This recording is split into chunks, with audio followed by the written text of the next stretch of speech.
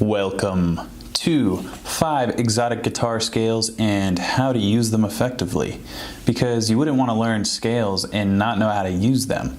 A lot of guitar lessons that I've seen will show you a scale but then won't exactly tell you how to put it into action, how to use it in your own guitar playing. So that is what is different about this course. You are going to learn what about these scales makes them unique, and not just by hearing them, by understanding the music theory. So if music theory is something that's new to you, don't worry, I'm going to just give that extra knowledge to people who want it, but you don't need an understanding of music theory to take this course, so don't worry.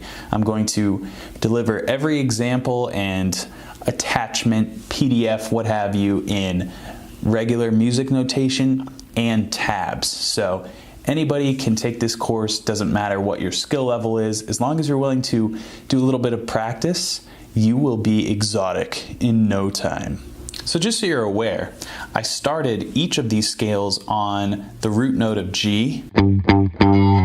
So don't get confused that I'm starting the harmonic minor, the Japanese scale, the gypsy scale all on G. I'm just doing that for examples, but all of these fingerings you can apply to different root notes. So if I want to play the G harmonic minor scale,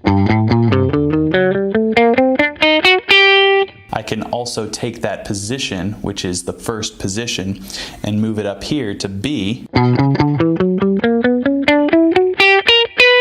And that would be the first position of the B harmonic minor scale. So don't think that these fingerings are glued to this area of the neck. I'm just using G as the starting point for each of these scales for teaching purposes.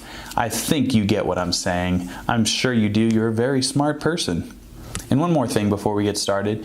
If you are feeling a little, whoa, what are we about to get into? Is this going to be weird? Is this going to be fun? Just know that I don't do anything that's not fun. So as we go through and learn the scales, that will be a little dry. I'm not going to lie to you.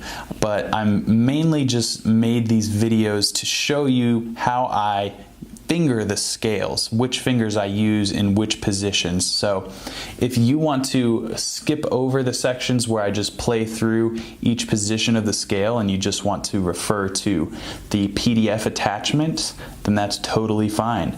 I'm going to have an explanation of each scale and how I use it, how I apply different elements of the scale to really get the most out of it in each section. So you don't have to play along with me in the videos where I just go through with a metronome and play each position of the scale if that's not your style, but I'd rather give it to you and you not use it than have some of you who want it and not have it.